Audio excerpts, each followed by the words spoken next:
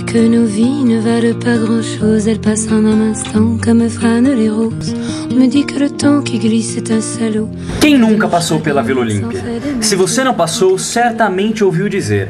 Afinal, a região tem fama por oferecer vida noturna com bares e casas noturnas, cuja principal característica é a música eletrônica, considerada por isso o bairro com a melhor noite para a juventude paulistana. Originalmente, a Vila Olímpia e o Itaim faziam parte da propriedade do general Leopoldo Couto Magalhães, desmembrada por seus herdeiros em lotes pequenos, chácaras pequenas de 1 hectare apenas, vendidos a pequenos agricultores e comerciantes. Já no início do século XX, a Vila Olímpia era formada por chácaras na parte alta, ou seja, próximo à Avenida Santo Amaro e Avenida dos Bandeirantes, e também por terrenos alagados na parte baixa, próximo à Avenida das Nações Unidas e à Avenida Presidente Juscelino Kubitschek. Mas já na década de 30, algumas dessas chácaras foram loteadas, e além do campo de futebol surgiram também as primeiras construções, residências, galpões, armazéns e etc. Mas é claro que, como toda a cidade de São Paulo, na Vila Olímpia não foi diferente. O processo de urbanização aconteceu e teve reflexos principalmente na paisagem urbana, alterando padrões de circulação, e aos poucos moradores de todas as classes sociais foram construindo muros e mudando seus hábitos sociais com apenas um único intuito: de proteger-se do crime. Jane Jacobs disse: existe uma única palavra para o pressuposto de apoio: a confiança. A inexistência dela é um desastre para a rua. Ou seja, antes os vizinhos trocavam impressões sobre seus cachorros, sobre seus filhos ou até mesmo sobre seus maridos. Hoje, trocam e-mails e, se faltar confiança em sua calçada, chamam a polícia. Assim, toda a experiência do convívio nas calçadas e do andar nas ruas foi perdido. Hoje as calçadas tornaram-se depósito de lixo, local de passagem e não mais contemplação e trocas sociais. Assim, a violência urbana criou uma nova estética nas cidades. Modernidade e barbárie coabitam o mesmo espaço, e com a incorporação de elementos semelhantes aos hábitos medievais de defesa, ou seja, mudou-se não apenas a estética, o homem também se modificou. E os espaços públicos são cada vez menos pontos de encontro e de interação social das comunidades, sendo assim alvo de um intenso processo de privatização e mercadorização das atividades e vivências cotidianas. O cidadão transforma-se em simples consumidor e o mercado torna-se o eixo em torno do qual a sua vida é ordenada. Para compreendermos melhor o tema, é necessário sabermos o significado das palavras. Privatização é o processo de venda de uma empresa ou instituição do setor público que integra o patrimônio do Estado, ou seja, para o setor privado, geralmente por meio de leilões públicos. Nesse caso, especificamente, é o processo onde o setor privado, para desempenhar o papel do Estado sem a efetiva venda, se apropria do que é público por meios tortuosos, ou seja, com uma legislação aberta que permite várias interpretações, única e exclusivamente em busca de lucros, e sempre beneficiando uma pequena parcela da população em detrimento da maioria. O significado da palavra público é algo relativo, pertencente ou destinado ao povo, à coletividade, opinião pública, bem-estar público, ou seja, um movimento público. Já o espaço público é o que consideramos como aquele que, dentro do território urbano tradicional, especialmente nas cidades capitalistas, onde a presença do privado é predominante, seja de uso comum, ou seja, de posse coletiva. Rua e a calçada, por exemplo, são considerados espaços públicos por excelência. E para mostrarmos a relação entre o que é espaço público e a privatização do mesmo, vamos conhecer um pouco mais sobre a Associação Colmeia. A Associação Colmeia está localizada na Avenida Dr. Cardoso de Melo, a ONG, constituída por uma associação de moradores, usuários e empresários da Vila Olímpia para colocar em prática uma proposta super ambiciosa: a implantação de um novo projeto urbanístico para a melhoria da qualidade de vida de todos que transitam pelo bairro.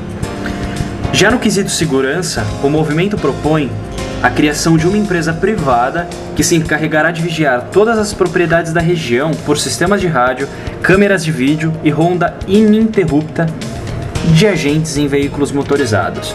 Uma espécie de BBB na escala da cidade. O sistema de segurança opera de 3 formas: o monitoramento comunitário, o monitoramento das ruas e o monitoramento dos imóveis.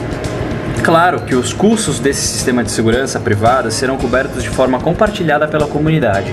E a meta é mais do que ambiciosa. A meta desse projeto é atingir o nível de criminalidade zero em até 5 anos. todos os projetos estão previstas melhorias viárias, sistema de coleta seletiva e a criação de parques e praças públicas ou semipúblicas, eu diria até privadas, tendo em vista que esses parques só funcionam durante o dia, algumas atrações são pagas e quase sempre são mantidas por instituições privadas. Portanto, não estranhe se um dia desses você visitar um parque e tiver que pagar para entrar. O fato é que as pessoas estão cada vez mais assustadas e controladas por sistemas modernos de segurança. Elas saem menos às ruas, saem menos à noite, caminham menos pela cidade e isso contribui muito para o aumento da criminalidade. A ideia de que as cidades possuem uma esfera pública pertencente e usada pela coletividade e uma esfera privada, cuja posse e manutenção respondem aos interesses de um ou mais indivíduos específicos, é bastante antiga, mas virá a se definir plenamente com a urbanística grega durante a Antiguidade Clássica. Para os gregos, a ágora era o espaço que, inserido na polis, representava o espírito público, desejado pela coletividade da população e onde se exercia a cidadania. A definição clara do limite entre os espaços públicos e privados, porém, perdeu-se em vários momentos ao longo da história. As cidades europeias medievais construíram-se através de uma constante apropriação de terra pública e da definição desordenada de ruas normalmente estreitas e insalubres. Tal situação repetiu-se grosso modo até o advento do urbanismo sanitarista lá no século XIX, através das já conhecidas intervenções de Haussmann em Paris e de Delphonse Cerdá em Barcelona. Ainda que baseados em um discurso muito mais estatizador que público, essas intervenções colocaram o desenho das cidades públicas como prioritárias na definição da paisagem urbana, ou seja, grandes avenidas e bulevares especialmente. O movimento moderno na arquitetura e no urbanismo, lá no início do século XX, representou uma releitura da ideia do público, daquilo que é o espaço público. Segundo vários de seus representantes, todo o solo existente dentro dos perímetros urbanos deveria ser de propriedade pública, sendo pertencentes à esfera privada apenas frações ideais desses terrenos correspondentes aos apartamentos particulares.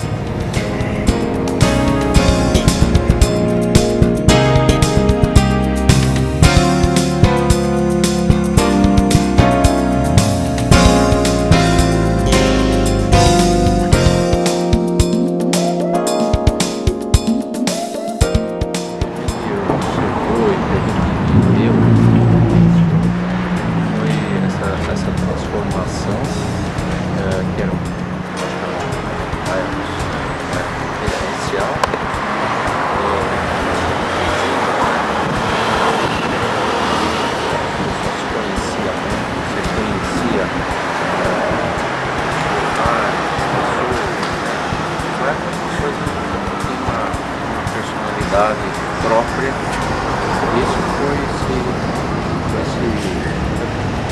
perdendo essas características ao longo do tempo, um pouco vagarosamente, mas para a gente foi uma transformação muito rápida, muito rápida, porque a gente perdeu um monte de referências de ordem de convivência e de ordem também física, os espaços sendo ocupados, as avenidas também sendo abertas, de tal forma que a gente chegou a perder o referencial que a gente pode chamar geográfico do bairro, né? De repente você está num lugar que você conhecia muito bem e de repente você não sabe bem onde você está, né? Porque ali tinha uma casa, ali tinha coisa, de repente é uma avenida. No caso da casa do cunhado, que ficava exatamente onde é um canteiro, hoje é o canteiro da Avenida Juscelino Kubitschek, né? E também por causa da vivência dos filhos, né? Eu tenho um filho só, mas estudou um coleginho aí no Instituto Nossa Senhora do Carmo, que era um pequeno colégio, em Capela, e depois sofreu transformações também por causa dessa abertura de avenidas, e diminuiu algum aspecto, né? Mas cresceu por um lado, fizeram um prédio enorme. Hoje